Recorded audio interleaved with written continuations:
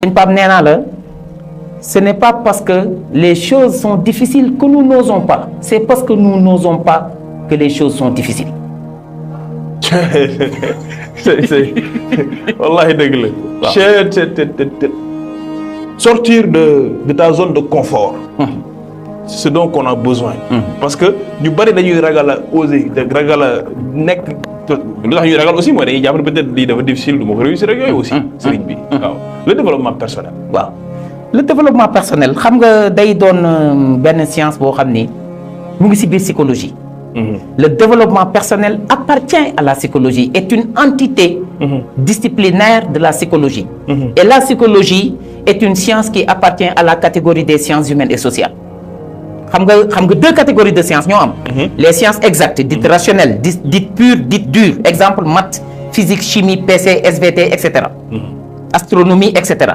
Il y a une autre catégorie de sciences qu'on appelle les sciences humaines et sociales. Elles sont apparues suite à la révolution industrielle en Occident, suite à un chaos social généralisé causé par cette révolution industrielle dans ses effets pervers et collatéraux. Il fallait l'émergence d'une nouvelle forme de science capable de prendre en charge les problématiques humaines et sociales. C'est en ce moment-là que les sciences humaines et sociales sont nées. Exemple, psychologie, anthropologie, sociologie, économie. L'économie n'est pas une science exacte, c'est une science sociale et humaine. Parce que dans la vie, c'est la comptabilité et la statistique qui sont des sciences exactes. Mais l'économie est une science humaine. Donc, c'est dans cette psychologie-là qu'est logé le développement personnel. C'est-à-dire, il y a un fort potentiel humain, intarissable, inconnu, inexploité, qui dort en l'homme et qu'il faut réveiller, qu'il faut éveiller. Et c'est ça la finalité du développement personnel. La méditation socratique, l'art de faire accoucher les esprits. Tout à fait. Mais Cheikh Ablaye nan nga koy réveiller. Xam nga loolu nga ni kon nit ku nekk am na lu ne ci yow nga xam ko nga ñàkk ko xam. nit ku amul njariñ amul, nit ku amul solo amul.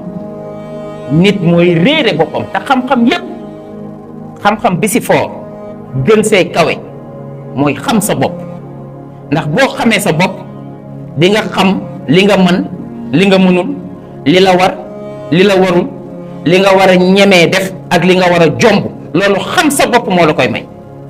Est-ce que xam nga ni nit ni nga war a toogee nii sëñ bi da ngaa war a toog yow kese si sa ruq di jàng sa bopp. toog yow kese ci sa ruq. sama wasila nee na ma nit dañ koy jàng comme ni ñuy jàngee darsu xam-xam noonu la ñuy jàngi nit waaye jàng bi gën a fort. waaw mooy jàng sa bopp. Pape il faut s'auto-éduquer s'auto-écouter. S'auto-écouter. déglu sa bopp. déglu sa bopp. mais boo déglu sa bopp lu mu lay wax. Est-ce que xam nga ni boo toogee nii si je parle aux étudiants il faut prendre le temps de s'auto-écouter et de s'auto-connaître parce que dans la vie toute génération a une mission soit à accomplir soit à trahir et chers étudiants chers jeunes sénégalais ne soyez pas de ceux qui vont trahir leur mission mais soyez de ceux qui vont accomplir leur mission et le développement de ce pays nous incombe à nous tous.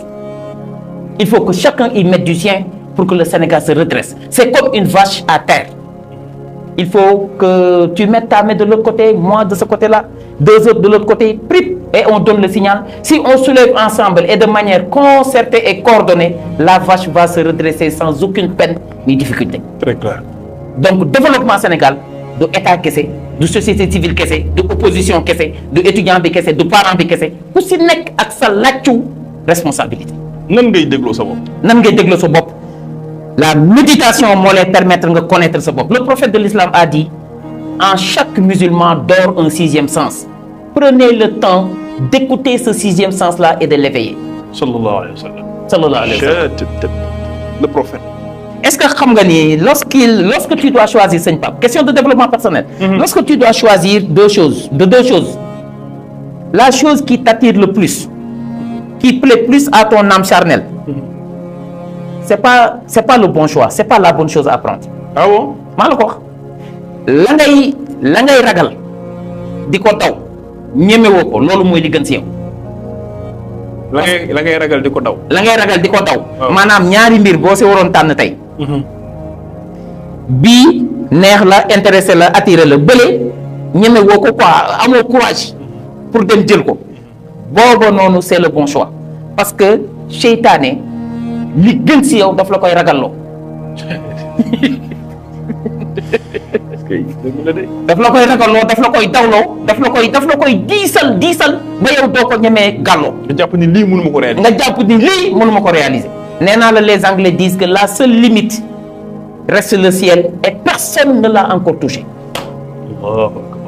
Dans la vie, il faut en permanence, dans le développement personnel, il faut en permanence se remettre en question, c'est-à-dire se poser des questions. Moi, écoute de soi. La personne doit se remettre en question. Qu'est-ce que cela veut dire se remettre en question? La personne doit se poser des questions. Question yoy. Yow yaay émetteur bi, yaay récepteur bi. Yow yaay interlocuteur bi. Ken amul tontu li ku dul yow mi nga xam ni kenn gënu laa xam sa bopp.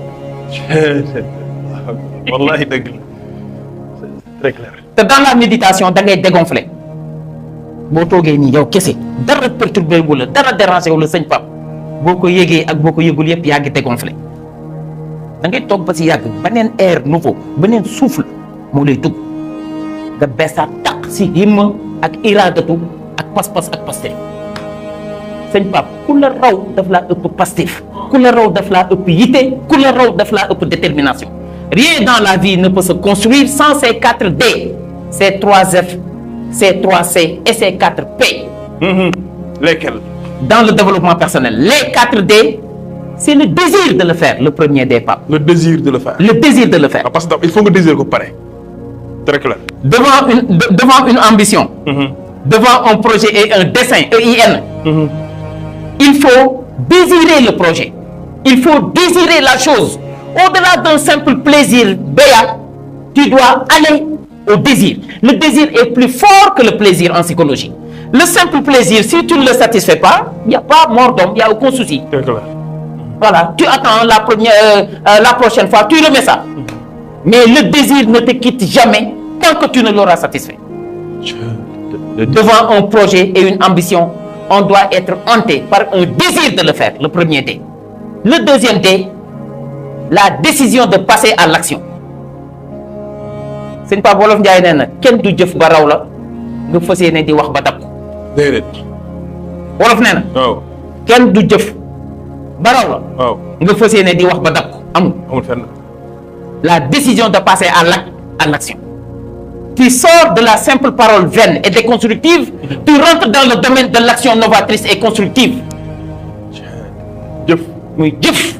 jëf nañu bàyyi ba dem yombal xiyaam. ni ko maam Cheikh waxee. ba yàlla fay wax bàyyi jëf. daal di ni jëf jël. Les grands hommes waaw. ont toujours laissé leurs actes faire du bruit et non pas leurs paroles. s'il vous plaît son bi ngir yàlla. les grands hommes s'il vous plaît. ah les grands hommes. Les grands hommes ont toujours laissé leurs actes faire du bruit au détriment de leurs simples paroles. dara du jëf jàpp ak tiim du benn. boo jàppee yaa moom jàpp nga téye nga mu ngi si sa loxo boo tiimee da nga koo tiim rek tegoo si sa loxo moo ko rëcc na la mooy diggante mooy différence bi am ak jàpp ak tiim moo tax mag ñi daaw ñu tiim. parce que solution simpliste la. solution simpliste. solution simpliste la. Troisième des sëñ Pape. La